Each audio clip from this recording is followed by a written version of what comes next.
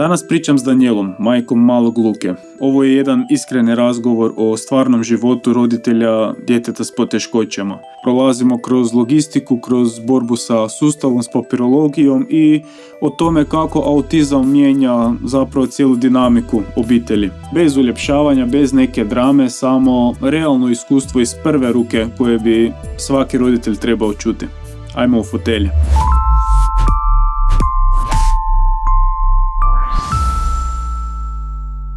Petar ima jako puno dijagnoza i specifične simptome. Ima on ortogripozu, epilepsiju i te stvari, ali to sve skupa kod njega, to je onda specifičan slučaj. Nije to školski primjer te dijagnoze, to tak svaki put ide, ne? Mm-hmm. Tako da, puno specijalisti mora biti uključeni. Točno to, cijeli tim ljudi, ne? Zato sam složio podcast da dolaze mi roditelji sa drugačijim situacijama, da mogu tu ljudi na jednoj platformi dobiti informacije koje ne dobiš na Google i to, nego baš s prve ruke. Pa evo, dobrodošla Daniela u podcast. Daj mi reci evo odmah na početku kako mi je dan započeo danas, kak ste se probudili. Nama je uvijek isti dan, znači ujutro buđenje, spremanje na posao, pa onda djeca u vrtić, mi na posao i to je uvijek jedna te ista rutina i ujutro mora biti rutina od buđenja do pripremanja. Prije toga u biti rutina mora biti uvečer. Uvečer moramo napraviti cijelu rutinu, da, i onda idemo spavati i onda ujutro da je to sve spremno i da samo to lagano ide. Super, daj mi reci, danas smo se našli, imaš dva sina, jedan od njih je u spektru i ako se dobro sjećam drugi stupanj. Tako je. Daj nam objasni kaj su stupnjevi, općenito malo o autizmu i onda o njemu konkretno. Znači, autizam ima 3 stupnja. Prvi stupanj, drugi stupanj i treći stupanj, ali zove se spektar autizma, znači nema specifično, nego je baš onaj veliki. I svako dijete koje je u spektru autizma znači ima drugačije simptome i niko nije isti.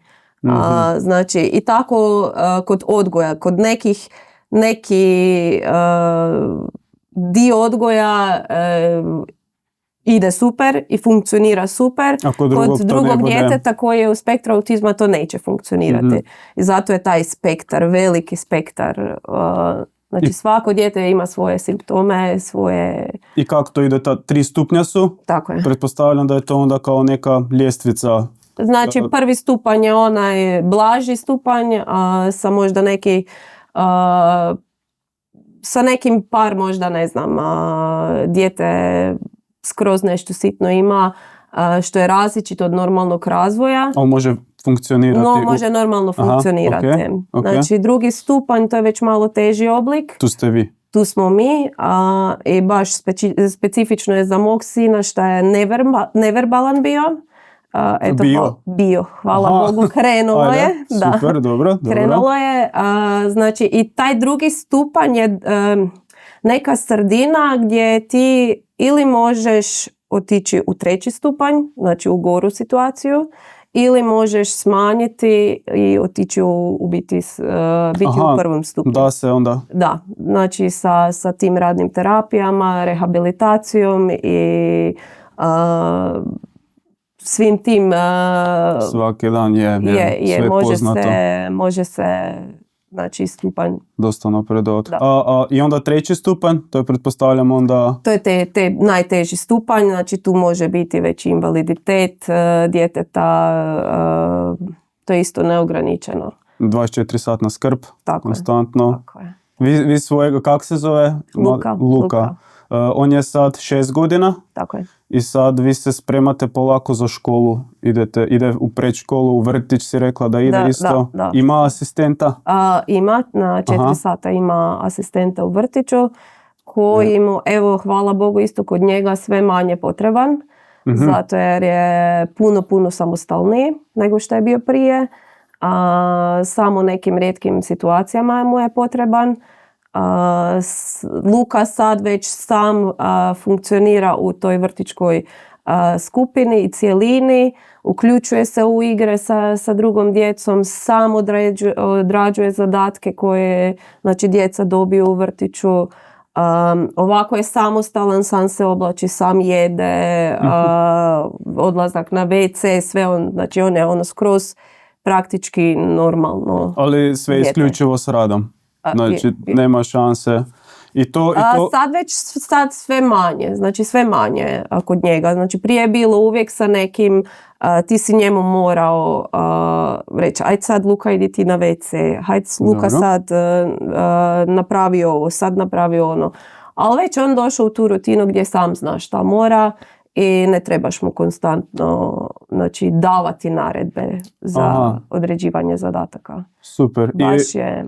te terapije smo pričali malo prije, isto sve privatno. To, ste uopće dobili kaj prek HZZO? Znači, mi smo mogli, kod Luka je jako brzo dijagnosticiran autizam. On je već prošao 2 godine, Dobro. znači sa 2,5 i on je dobio dijagnozu autizma i s njim smo odmah krenuli. Znači, otišli smo na tu procjenu i Kad ste išli na procjenu? U Angeronu, Čakovcu. Aha, to je tu kod nas u Čakovcu, super, dobro. Je. Okay. Prije toga smo otišli u udrugu Pogled koja je u Nedelišću, ali tamo su kratki sa tim rehabilitatorima i jedna rehabilitatorica jednostavno nije nas mogla uključiti u svoj termin, u svoj raspored i jednostavno mi nismo htjeli ostati na tome da on jedanput mjesečno ima terapiju jer njemu je stvarno već bilo potrebno i mi smo sami vidjeli da nam je potrebna stručna pomoć koja će nas naučiti kako s njim raditi i kako funkcionirati s njim, kako on s nama mora funkcionirati i tako da smo onda otišli u Angeronu. Ste bili kaj u Zagrebu ili ste sve tu u Međimurju uspjeli riješiti? Sve smo u Međimurju. Sve ste uspjeli tu? I sve baš u Angeroni. Znači u Angeroni rehabilitatorica Nataša koja je i glavna direktorica u Pozdrav Angeroni. Nataši. Pozdrav Nataši, tako. Može? Znači ona sve radi i ima tim znači, logopeda, radnog terapeuta, ona kao rehabilitatorica i jednu još kao odgajateljicu koja već djecu koje su znači tu u dobi kao što je Luka priprema za školu. Znači ima ta jedna mala školica gdje djeca dolaze i pokušavaju se priviknuti načinu rada kakav je u školi. Znači da se sjedi, da se rade zadaci i sve ono kako je u biti dođe dijete u školu. Prilagođeno je. Tako. Isto smo pričali uloga vas roditelja kao to sam se čak i zapisao da točno pitam uloga vas roditelja kao dežurnog prevoditelja. Smo se i te teme dotakli kako nepoznatima tako i najbližima koji nikad nisu s tim bili tak blizu i nisu upoznati s tim. Kako to ide? Kako ste to od početka kad ste morali reći svojima da ima autizam, da li je bilo ono klasično kako to tu kod nas zna da djecu se više ne tuče, to bi trebalo malo bilo je, ha? Znači, i to baš ono od najbližih bake, djedovi. Nekad smo mi, to si gotovo. To je jedna batina je to dobro sve rešavala. Ali nema šanse kod njih, ha? Ne, znači šta je specifično za djecu u autizmu u biti i za odrasle osobe koje su u spektru autizma, znači agresija kod njih stvara dodatnu agresiju. Ako si ti agresivan prema njima, oni isto postanu agresivne. Znači najbitnije je kod autistične djece biti smiren, staložen, znači ono doslovno red radi disciplina. I nema drugog lijeka, drugog načina, nego samo red, rad i disciplina. I sve mora biti, sve ima svoje mjesto, je tako? Tako je. Tako. Dobro, mi kod Luke imamo jako dobru rehabilitatoricu. Mislim da bolju rehabilitatoricu nismo mogli naći i sam dragi Bog nas je poslao u Angeronu. Znači koja je koja već dugi niz godina radi sa autističnom djecom. Imala je i svoju baš taj rehabilitacijski centar u Zagrebu i eto Dobro. došla je u Čakovec. Znači baš ima puno iskustva sa time i ona je sa tim nekim svojim sitnicama koje nam je davala kao natuknice kako s njim moramo raditi i funkcionirati. Jako puno nam je pomoglo da naš Luka nije u tom, znači što se tiče autizma uvijek djecu svi vide kao zatvaraju uši kad je slušalice. Slušalice, okay. Mobitel, znači mi to kod Luke stvarno nemamo i uspjeli smo to riješiti jer je on i krenuo tim putem kad je bilo nešto glasno, on je zatvarao uši. I onda je ona nama rekla ne dajte mu, nego maknite mu ruke, život je takav, znači nema bučan, da, veli, i to će samo kasnije njemu, neće mu biti bolje u životu, nego će tek mu biti problem kad dođe u školu, znači njega će svaki zvuk koji, ne znam, neko vani će kositi travu i to će njemu smetati, šta on će zatvoriti tokom nastave sebi uši. Aha. I tako smo mi, znači, tim malim njezinim savjetima smo jako puno napravili s Lukom, što sad njemu to sve normalno. Ko normalno dijete, ajmo reći. Normalno dijete. Tipično dijete. Funkcionira. I to ste, pretpostavljam, hodali van vašeg radnog vremena, popodne na večer? Tako je. Ok, i mi sad za sebe govorim, mi moramo uvijek ići dva, žena iza Petra aspirira, ja vozim, ti možeš sama s njim ili muž? Aha. I ja mogu sama i moj muž može sam. Super, znači, to je već... Nema nikakvih problema što se toga tiče. Ima ono auto neke svoje, ne znam, stvari koje ga umiruju ili jede nešto ili nekakve medeke ili to, ili mu niti to... Ima, on uvijek sa sobom nosi autiće. Autići su autići su top, znači to uvijek ide svugdje s nama. Morat ću njega pozvati malo da u autićima. Vidim da bi ovaj bio odmah otišao. Je. Znači to je nešto što on uvijek ima. Znači ujutro isto kad ide u vrtić u ovaj ruksak što ima za vrtić, uvijek se stavljaju autići. Tih svojih koliko ih ima. I znači nikud ne idemo bez autića. Aha, znači to je onaj... To je njemu taj mir koji mu donosi ti autiće. Super. Isto sad ću... Mislim, ne može se uspoređivati vaša situacija i naša, ali onako ako vučemo neku paralelu i što se tiče slavlja onih malih nekakvih trenutaka i tih mini pobjeda, da li imaš neki specifičan trenutak gdje ste baš premostili jedan veliki problem? Sad rekao si da ste jako puno s njim napravili od početka. Da. Da li se sjećaš nekog trenutka wow, kako smo to sad uspjeli? Jedan primjerak se sjetiš i uzmi si vremena. Ne, tu ne trebam vremena. Aha. Zato jer to mi je uvijek u glavi. Znači, Luka je jako bio dobra beba i on je za već prvih 9 mjeseci govorio mama, tata. Aha. I onda je nakon godinu dana njemu je to prestalo. I poslije toga, znači mi njega nismo čuli, mislim da do nekih njegovih 3 godine, da bi rekao mama i tata. I onda kad je prvi puta nakon tog dužeg perioda opet rekao mama, to je bilo wow. Uspio, yeah. Baš se sjećam, u kuhinji sam bila i nešto radiš, pospremaš, bla, bla, bla, i samo on veli mama. Znači toliko da mi nije sve palo s ruku šta sam imala. Znači, opet sam ga čula da je rekao mama. Dobro, kasnije onda to bilo za sve mama, onda mislila sam da je sad malo previše. Malo smanji.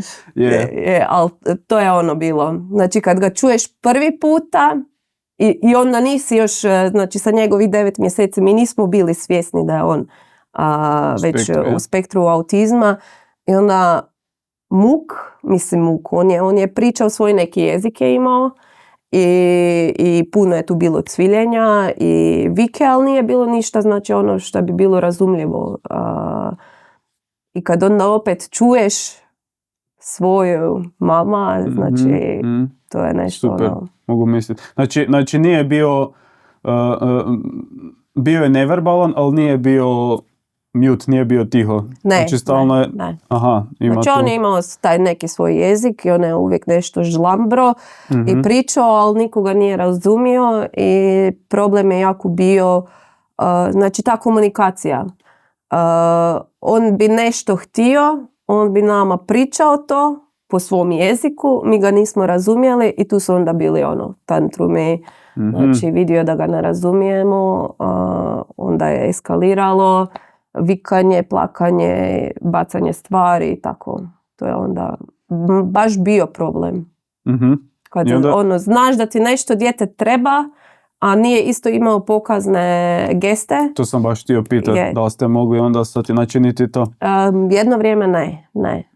Onda isto kad smo krenuli te na rehabilitacije i to, onda je polako i krenulo sa pokaznim gestama. To sam htio pitati, da li ste prvo krenuli sa tim pokaznim sličica, pokaži mi to, i onda to polako preraslo u govor, ili je išlo simultano jedno s drugim usput?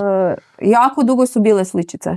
Dobro. Jako dugo su bile pokazne sličice i to je bilo prvo što nam je njegova rehabilitatorica rekla, da jedini način na koji mi s njim u ono vrijeme možemo komunicirati su pokazne sličice.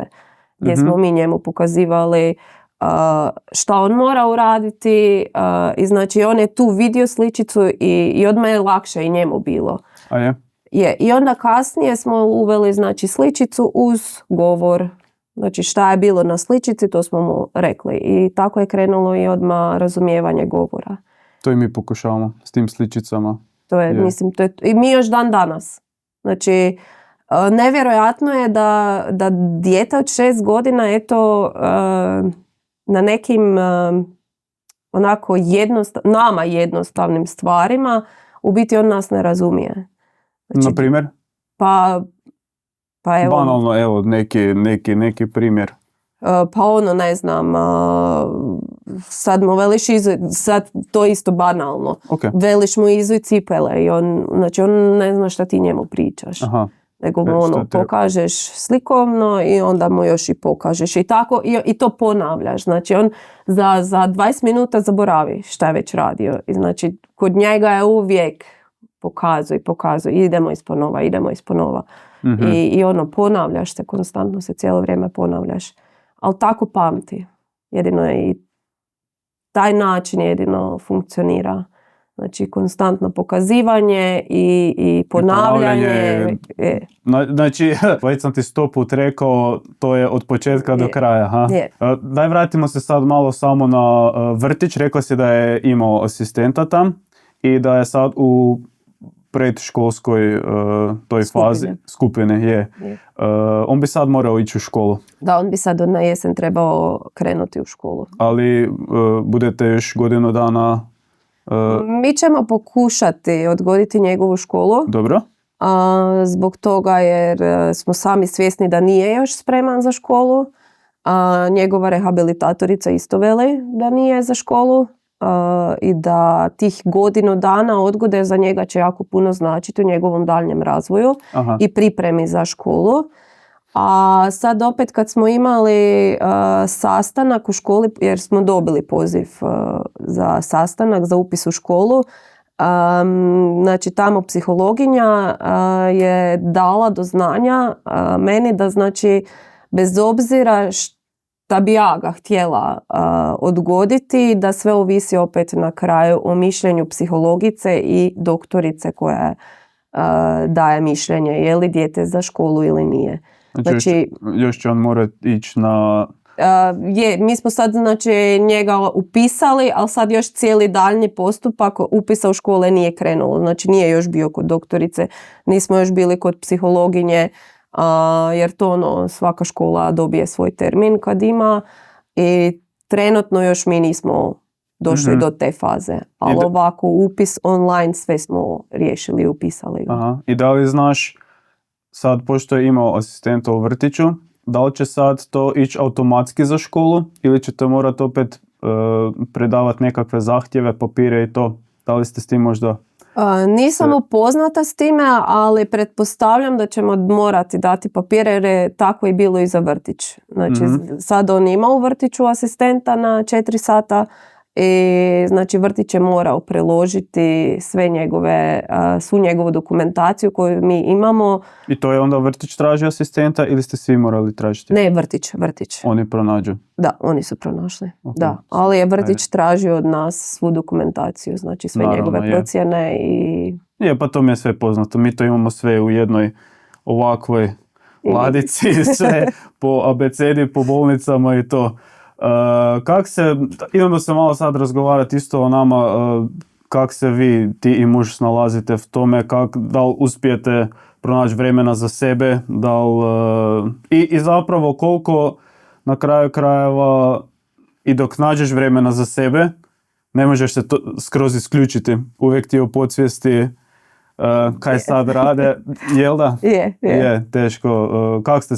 Kak se dogovorite? Ideš malo ti, malo on ili idete svi skupa nekam?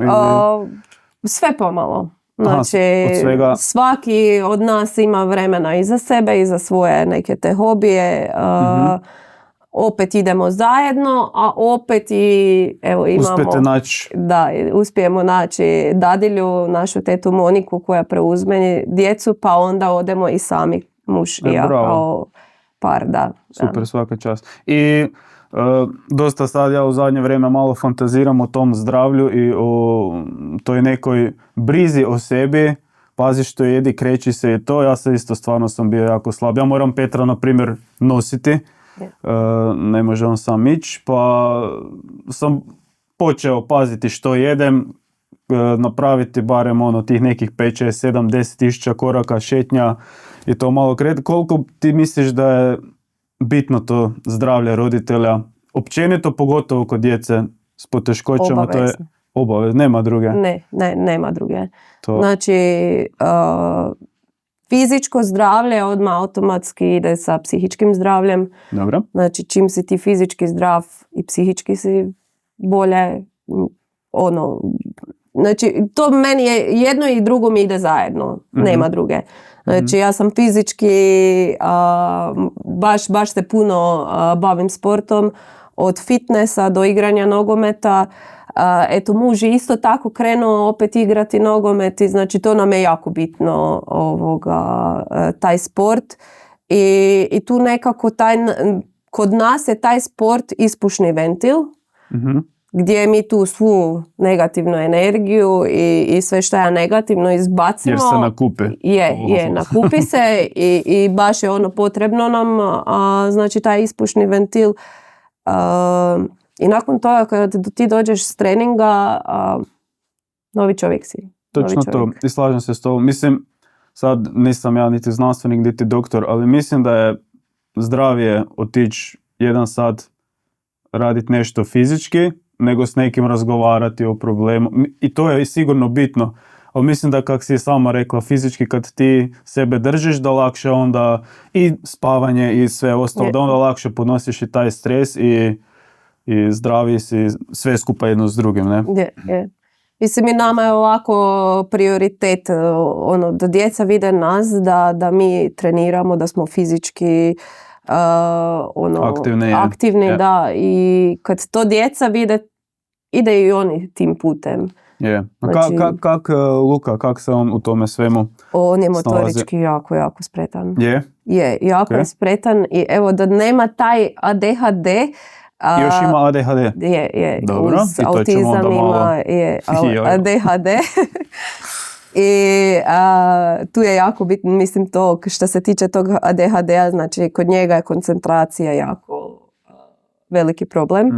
I kratka je koncentracija i sad jako je fizički spretan, motorički spretan i sad da nema taj ADHD, ja mislim da bi on bio izvanredan sportaš. Znači, njega kod trčanja nikoga ne može prestići. Znači, brz je ko munja, snagu ima, volju ima i mislim da bi bio izvrstan sportaš. Ali taj ADHD ga trenutno koči u ovoj dobi. Nadamo se da ćemo i to malo više regulirati i da onda u nekoj kasnijoj dobi da možda, bude neki sportaš. Kako onda sad kad ima do sad si mi rekla ADHD, to su dvije velike zasebne stvari ovak, a kad ih složiš skupa, onda je to baš Bomba. baš Bomba. čovječe. Kako si onda slažete prioritete u smislu čime se više baviti? Ili radite baš onak simptomatski u tom trenutku baš za to? Ili imate složeni neki cilj? Mislim, u biti kako da to sad pitam? Znam po sebi, Petar ima i tu artrogripozu, fizički je nemoćan, ima epilepsiju, ima disfagiju, ne može gutati. I onda se stalno se nekak pokušavamo balansirati s čime da se bavimo najviše. Iz početka smo mi samo noge, a ne guta. Ajmo sad to staviti prioritet, ali moraš stalno jedno s drugim kombinirati. Ako se posvećuješ samo jednom, ovo drugo trpi. Kako onda to vi balansirate? ADHD i autizam?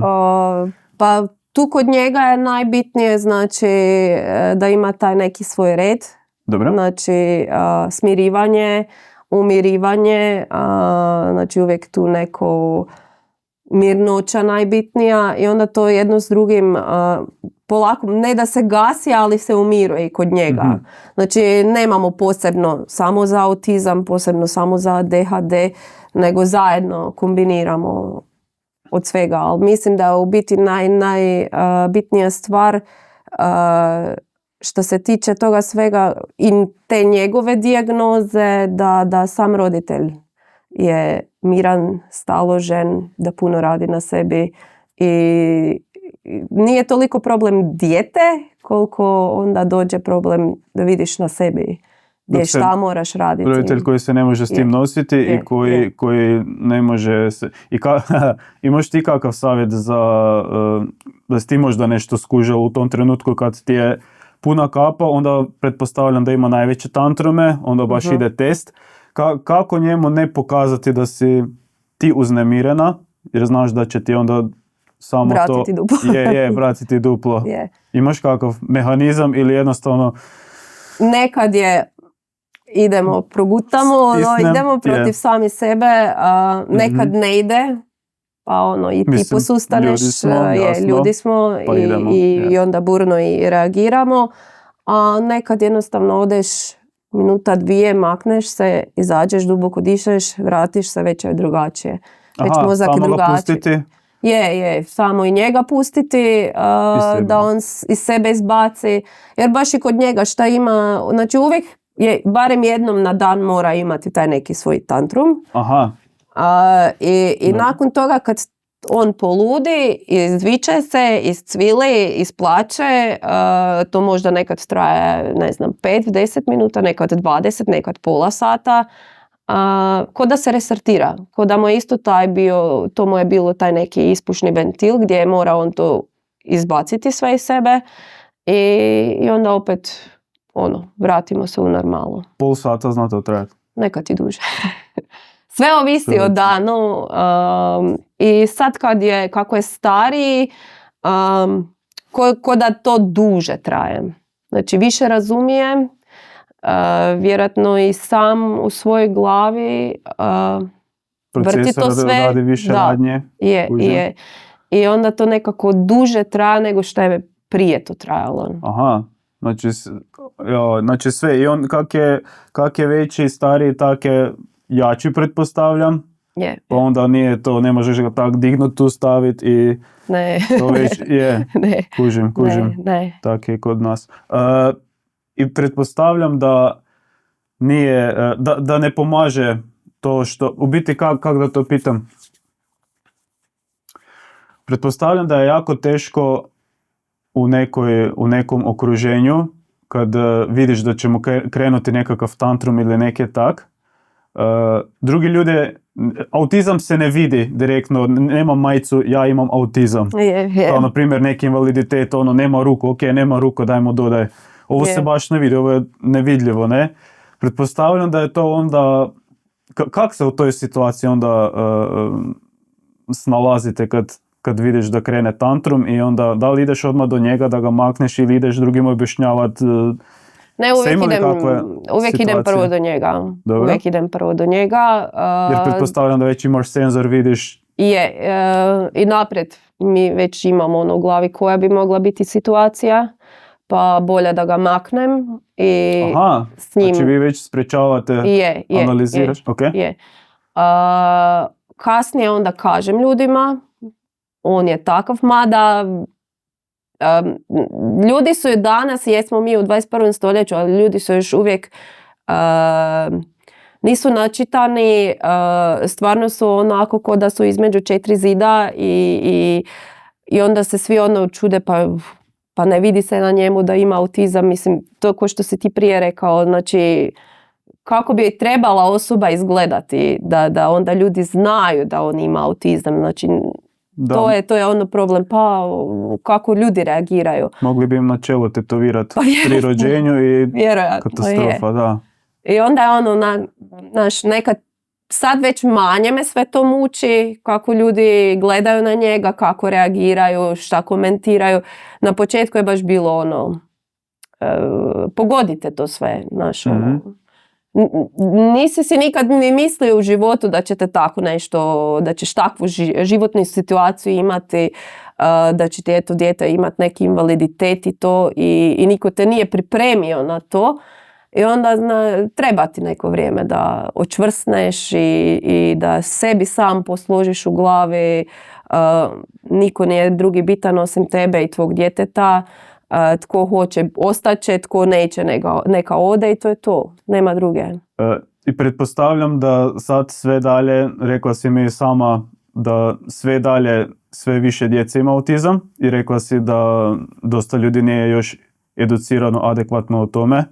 Mislim, općenito o svim invaliditetima, ja prvi, nije ti na kraj pameti kao što si sama rekla dok se tebi to ne desi, ali pošto je toga sve više, nažalost, svih tih invaliditeta, bilo bi jako dobro da ljudi imaju barem ono neki mali uvid u to i onak neke osnove kako se ponašati, isto kao i ovak bonton općeniti, tak bi po meni bilo dobro već u školi početi tu neku inkluziju. Pa već bi trebali početi, sami roditelji bi trebali početi educirati svoju djecu kod kuće. Znači, jer sad djeca igraju se na igralištu, u parkovima i sad dolaze već djeca koje su u spektru autizma i tu počinje dosta zadirkivanja, smijanja toj djeci, znači isključivanja iz igre. Nisu svi autisti jednaki, znači neki se žele igrati stvarno s drugom djecom, koji naš Luka isto želi se družiti sa drugom djecom, želi se igrati sa drugom djecom i onda tu krenu isto i zbog čega dolazi do tih tantruma kod njega, znači da ga druga djeca odbacuju. Jer oni isto, ta djeca ne znaju kako prići, kako krenuti s njim. Znači on je dosta glasan, on kad se igra, on je dosta glasan. I znači ta djeca preplaše se toga. I onda ga izbace iz igre i mislim, tu možda bi trebali i roditelji već onako. Onda je foraka vjerojatno i roditelji se uplaše toga i ne znaju niti oni kak se ponašati i postupati. To je to jedno s drugim. To znači od samih roditelja koji bi trebali kod kuće svoju djecu, mislim ne trebaš ti sad njih educirati, ali u toj situaciji određenoj znat se kak. I onda do odgajatelja u vrtiću, do škola učitelja, znači oni bi isto puno više sad trebali imati neki... To mi je katastrofa, par put sam već vidio neku vijest da kako je veliš, odgajatelji, učitelji, oni sami isključuju djecu iz priredbi, iz nečega, ne znam, to bi po meni, baš sam osjetljiv sam na takve teme, to je baš katastrofa. Ali koliko god sad, ja uvijek volim, radije pričam o pozitivnim stvarima i praktičnim savjetima i to, pa da ne budemo samo crni, postoje i izuzeci. Postoje izuzeci.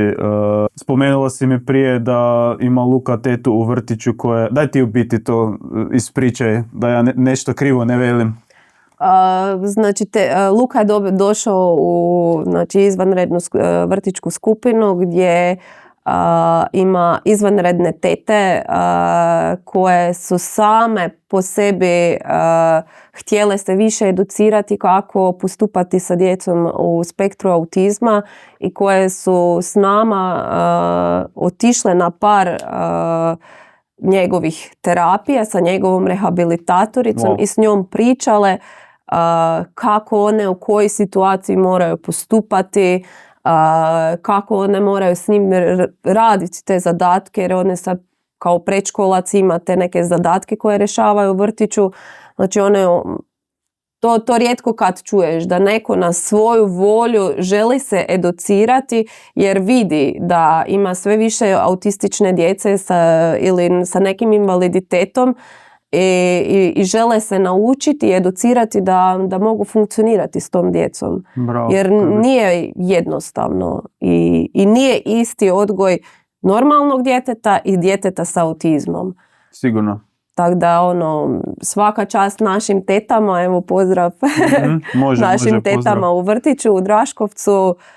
Jako smo ponosni na njih, Luka ih prevoli i super funkcioniraju i uključuju djecu, znači i djeca već sad, mi ne osjećamo da je Luka odbačen u vrtiću zbog svoje dijagnoze, evo.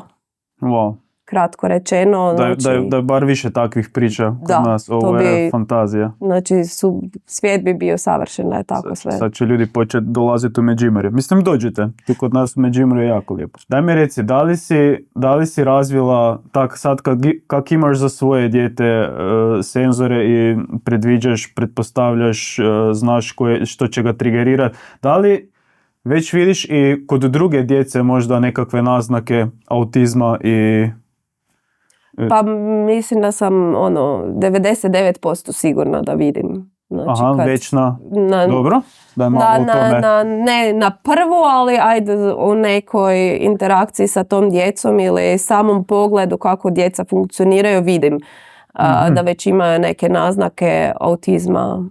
Tako da je, prepoznam odmah.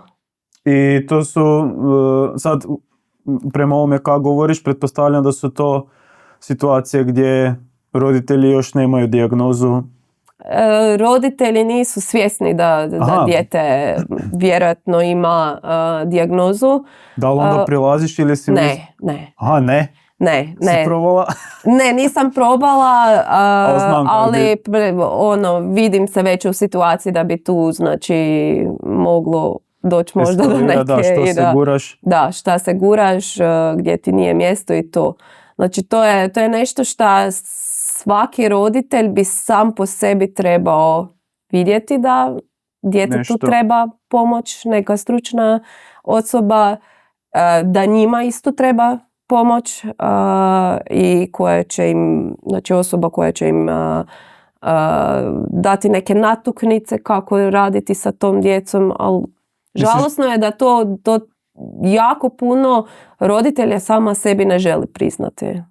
Znači, vjerojatno vide da je dijete nije u nekom normalnom razvoju, ali eto, zbog valjda mišljenja okoline ne žele to priznati. Nije to sramota. A to šta to nije sramota.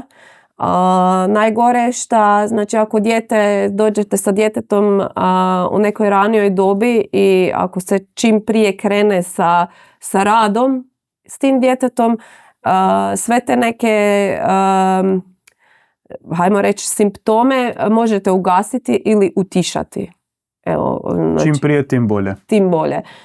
Što je dijete starije, s tim djetetom je teže raditi.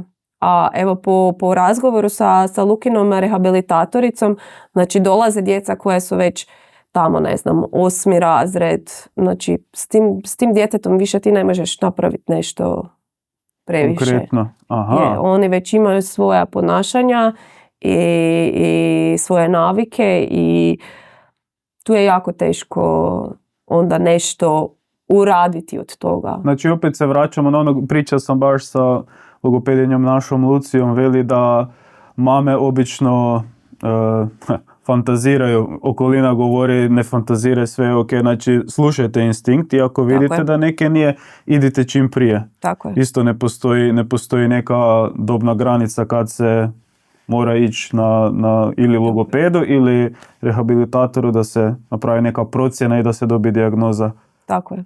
Znači ja sama po sebi, evo, ja sam primjer da sam za Luko osjećala da nešto nije u redu s njim, ali okolina mi je govorila pa on ti je dečko, dečki kasnije progovore, pa dečki ovo, dečki su ono.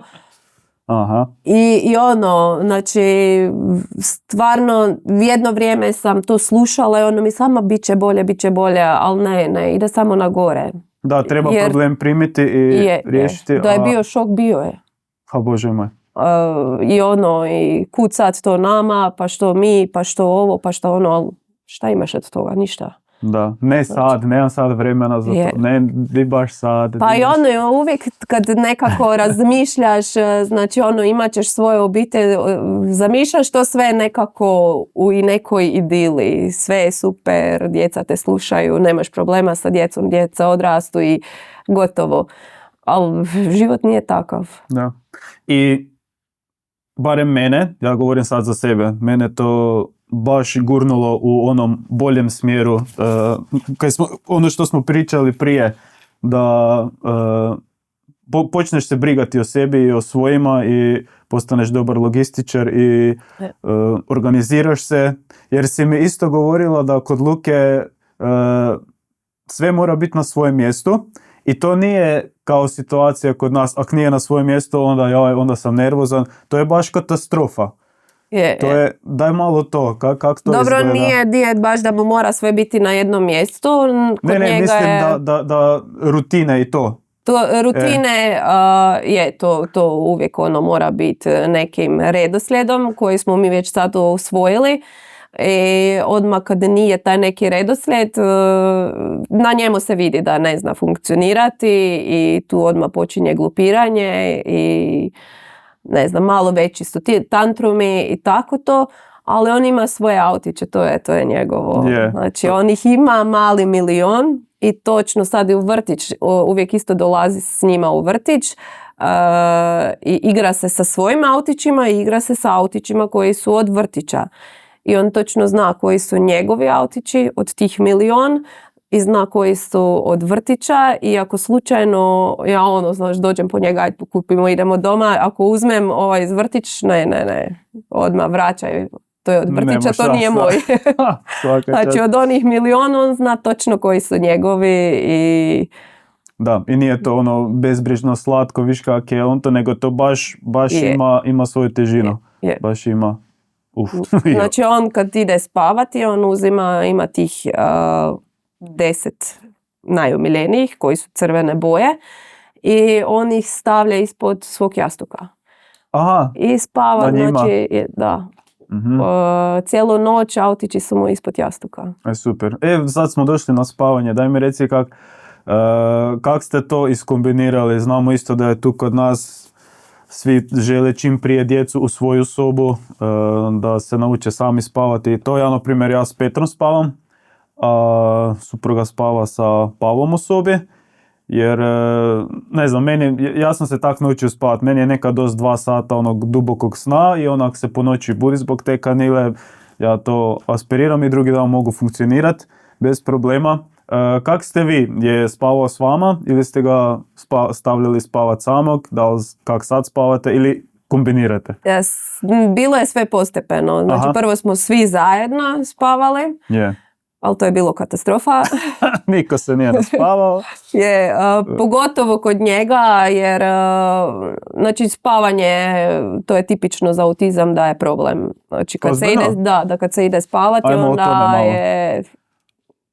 On je uvijek oran, on je uvijek za akciju, znači ti jedva gledaš, on pokraj tebe skače, smije se, ne znam, igra se i dobrih 2 sata se ne umiro.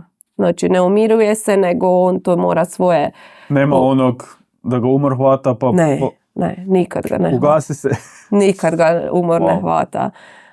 Dobro, to je prije bilo. Sad ajde malo smo regulirali to spavanje, ali bilo je jedno vrijeme onda muž je sa mlađim sinom spavao u spavačoj sobi, ja sa Lukom u dječjoj sobi, pa je tako jedno vrijeme bilo, a sad su zajedno u sobi. Aha, oni dva. Da, a ja sam se vratila mužu. Bravo. Eto. To je sad nekih, ajmo reći, godinu dana tak. I funkcionira.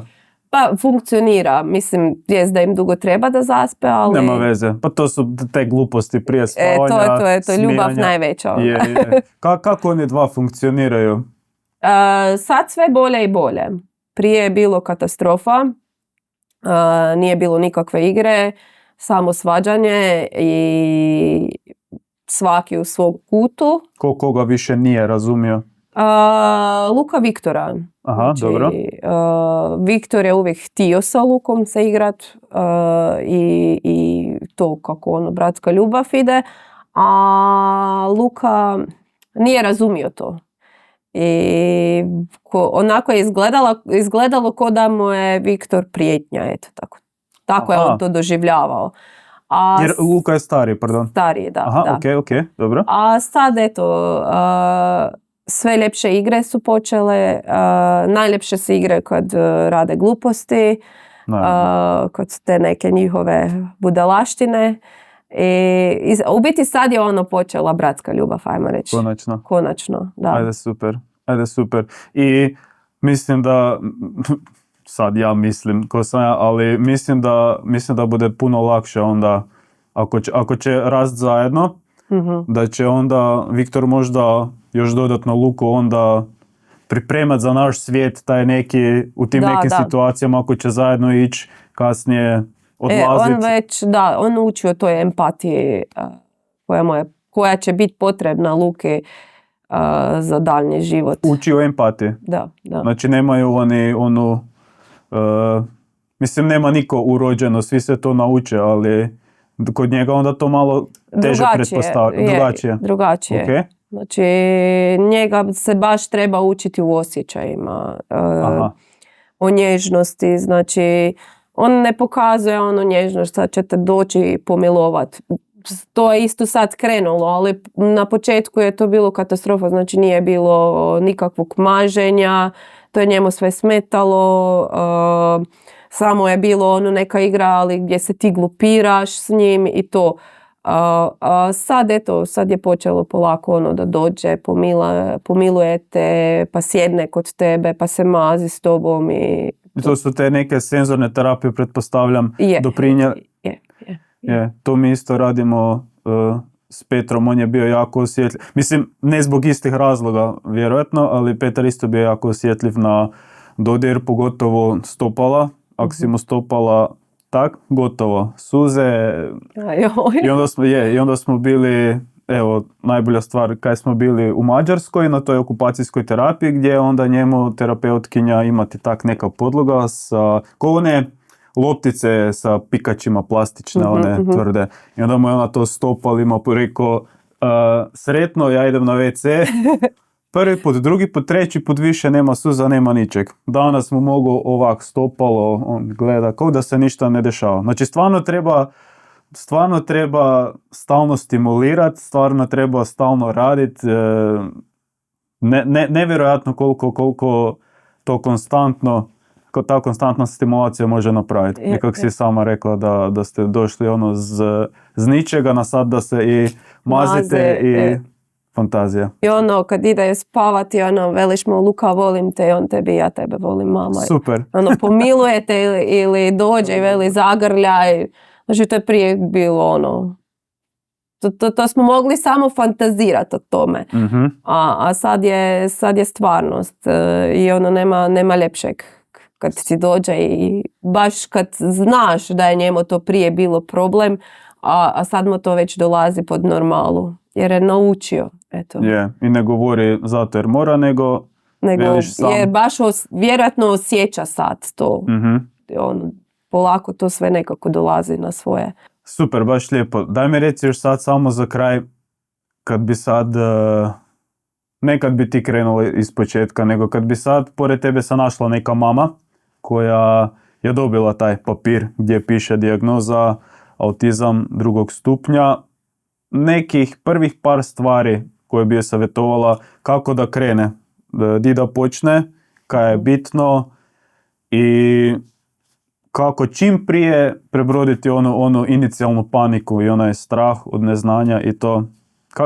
Kako bi je savjetovala da krene? Kako bi je savjetovala? Prvo bi joj rekla da nije sama. Evo to. Možda neće imati podršku svoje obitelji. Vrlo vjerojatno neće.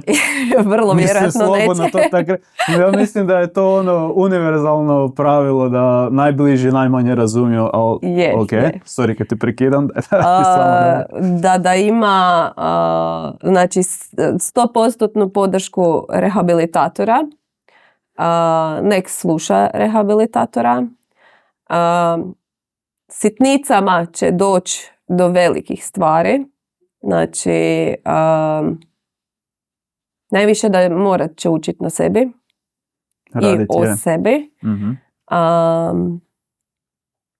Jer mislim da je to i najbitnije u cijeloj ovoj priči i sa tom dijagnozom autizma je da možda djeca ta sa tom dijagnozom najmanje uče, da najviše uče roditelji.